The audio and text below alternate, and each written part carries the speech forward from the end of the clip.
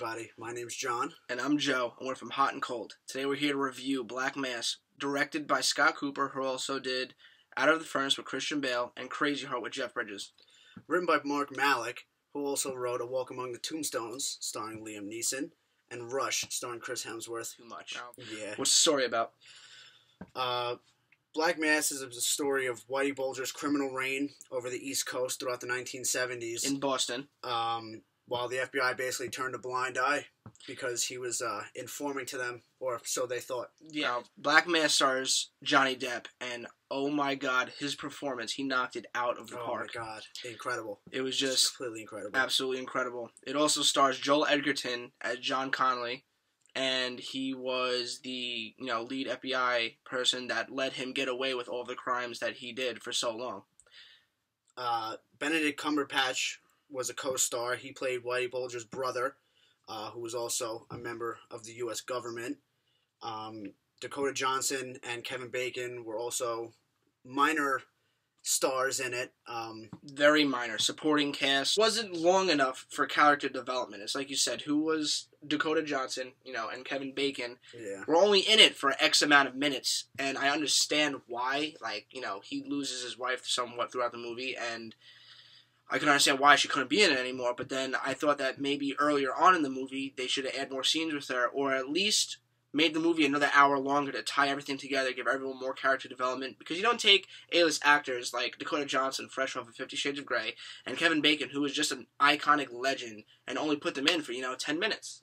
Underutilized. I get that, but at the same time, I'm sure, a couple things, I'm sure, one, that both of them probably had more scenes filmed. Things get cut and things get, taken out.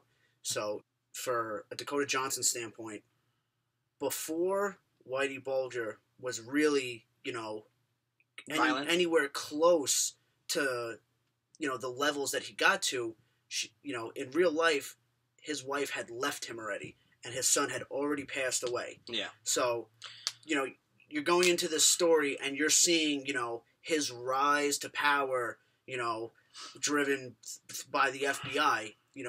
In his life, she didn't really play that big of a part. I understand. So there's really no reason to have her, oversaturate the movie just to have an actor / actress, get the extra time. I understand that. It wasn't just that, though. It was more or less, I just thought that a lot of things were kind of rushed and that it could have benefited more with some more screen time. The trailer, I feel like, gave off two vibes. Now, for me, being that I like substance over setting, watch that trailer. It showed me the very physically demanding, exactly, emotional, I was excited to see some of the stuff in the trailer. But that's the thing, I interpreted the trailer a little differently than you said, So I thought I was going to get a good gangster movie, but instead it gave us more of a story-driven one. I wanted to see more violence. He appreciated the depth. But what do you think of the score? I thought the score was very well. Fantastic. They definitely... Best part of the movie. They definitely did a good job on that. Everything, the emotion that they bring to you when, certain situations are happening, like when he's in that room and he's, choking that guy out, you feel that. Yeah. When he was in the club. Oh, man, the strobe lights were bouncing off his face. It was, It was intense. You were scared of that guy. Yeah. It was good. Even the sound effects, the gunshots, the cracked, someone got their brains, blown out and you heard, their matter splattered across the glass behind them. It was very well edited. Yeah. Now, so, that being said, what, did you think overall? I thought it was great. I thought the delivery was well. I'm more of a substance kind of guy. So to see the more emotional side of the movie really clicked for me. So you liked it? I thought it was fantastic. I thought that the movie was a good movie. It's definitely worth going to see, but I did not think it lived up to the expectations, especially one that the trailer provided for us. I did not like the directing at all. I thought that the way it was filmed was a little poor. I mean, they did a very good job with emphasizing the fact that this guy was a sick person. He has no emotions. But I think that certain things should have been filmed differently. Like the scene where he's like shooting at the car.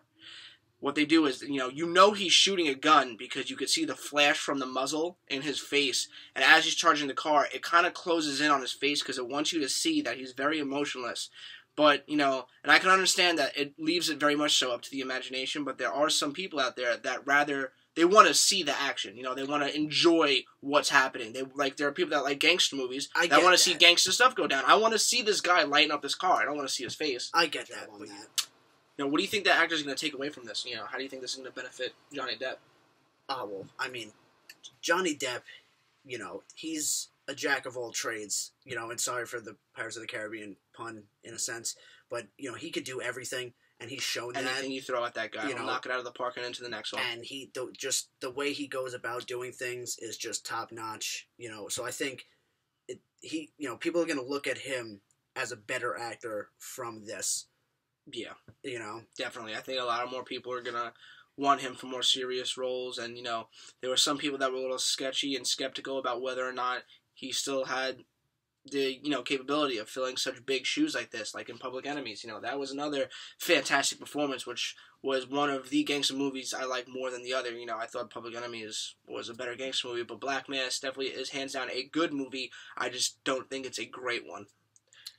Yeah, see, I thought this movie was great. I really did, I think Joel Edgerton, I think he'll definitely get a lot more recognition as well. Especially after The Gift. That showed some... I know you didn't see that. I did. And it really showed that guy was, more than just a stiff. He really has the chops to act. I'm looking forward to seeing him in further projects. Yeah, it is too? A lot of his other movies, he didn't do as much acting. Warrior. He was huge in Warrior. Yeah, Warrior. No, he was huge in Warrior, though. Yeah, he was. He was more or less the main character. Tom Hardy shined too, but I feel he had more screen time and more of a reason to win in that fight. Yeah. I didn't think he should have won. I think he should have. But I mean, he should have. Shut up, John. Anyway, so, but for everybody else, I mean, like I said before, for Kevin Bacon and Dakota Fanning, it's, it's a whitewash. It's not going to affect their careers. It's not going to help them at all. They were kind of there just to... Be there. Yeah, be there. Fill shoes. Benedict Cumberbatch, I mean, people might look at him, probably a little better. He didn't, he didn't do too much acting in this, but I think he still, made his presence known. And what? I will say one thing. It's not easy to fake a Boston accent, especially when you're from the UK. Yeah. So I gotta give him a little bit of credit for that one. Okay, no, you're right. You're absolutely right. It is definitely, hard to fake those. What do you give the overall movie? I give it a 5. It was good. It's not horrible. It's not cold. It's not in the cold area.